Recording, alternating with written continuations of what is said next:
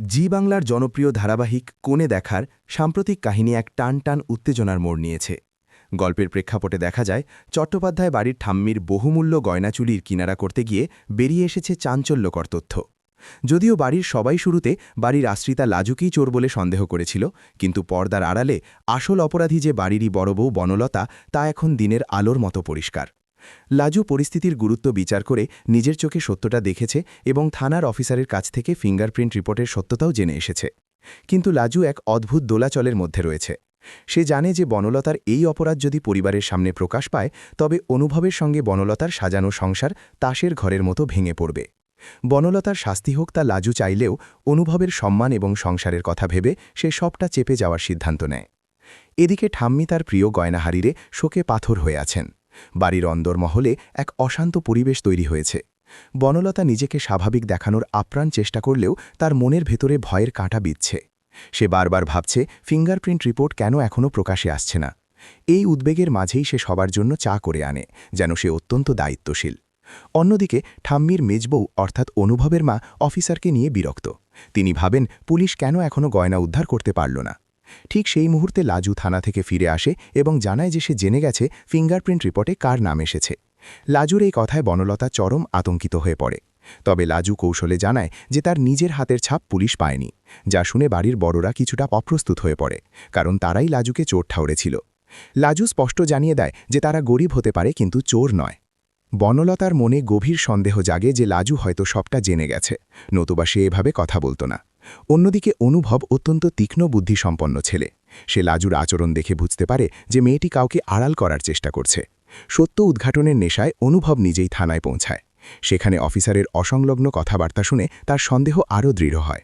Officer তাকে জানায় যে লাজু রিপোর্ট সম্পর্কে জানে কিন্তু মুখ না খোলার অনুরোধ করেছে। অনুভব মনে মনে নিশ্চিত হয়ে যায় যে এই চুরির পেছনে বনলতা ছাড়া আর কেউ থাকতে পারে না। সে ভাবে যেভাবেই হোক লাজুর কাছ থেকে রিপোর্টটি উদ্ধার করতে হবে। এই পরিস্থিতির চাপে বনলতা এক ভয়াবহ দুঃস্বপ্ন দেখে। সে দেখে যে তার সব কুকীর্তি ফাঁস হয়ে গেছে এবং অনুভব তাকে ঘাড় ধাক্কা দিয়ে বাড়ি থেকে বের করে দিচ্ছে। স্বপ্নে সে সবার পায়ে ধরে ক্ষমা চাইলেও কেউ তাকে রেহাই দিচ্ছে না। ঘুম থেকে উঠে বনলতা নিজেকে আবিষ্কার করে এক চরম অস্থিরতার মধ্যে। সে দেখে অনুভব ঘরে নেই। সে বুঝতে পারে অনুভব নিশ্চয়ই লাজুর কাছে গেছে সত্যিটা জানতে। প্রকৃতপক্ষে অনুভব তখন লাজুর ব্যাগের ভেতর থেকে রিপোর্টটি বের করার চেষ্টা করছে। বনলতা দূর থেকে এই দৃশ্য দেখে ফোন বের করে ভিডিও করার পরিকল্পনা করে, যাতে পরিস্থিতি নিজের অনুকূলে রাখা যায়। কিন্তু লাজু অনড়। সে কিছুতেই রিপোর্টটি অনুভবকে দেখতে দেয় না। এরই মধ্যে বনলতার জীবনে নতুন বিপদ হয়ে আবির্ভূত হয় ময়ূক। সে ফোনে বনলতাকে ব্ল্যাকমেইল করে 15 লাখ টাকা দাবি করে। বনলতা নিরুপায় হয়ে জানায় সে বড়জোর 5 লাখ দিতে পারবে, কারণ বাড়িতে পুলিশি তদন্ত চলায় সে আর কোনো ঝুঁকি নিতে পারবে না।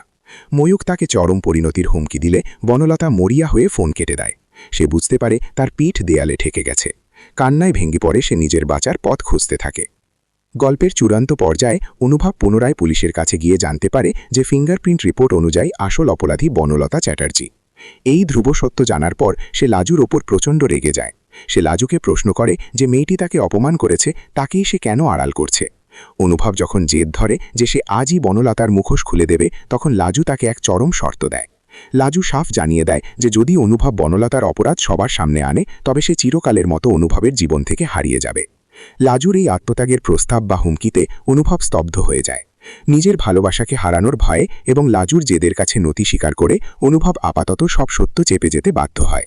এভাবেই বনলতার অপরাধ আপাতত চাপা থাকলেও চট্টোপাধ্যায় বাড়ির অন্দরমহলে এক আগ্নেয়গিরি সৃষ্টি হয়েছে, যা যে কোনো সময় বিস্ফোরিত হতে পারে।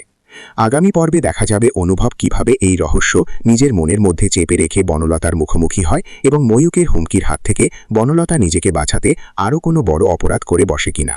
লাজু কি শেষ পর্যন্ত পারবে এই সংসারকে অটুট রাখতে, নাকি সত্যের ভারে সব চুরমার হয়ে যাবে, সেটাই এখন দেখার বিষয়।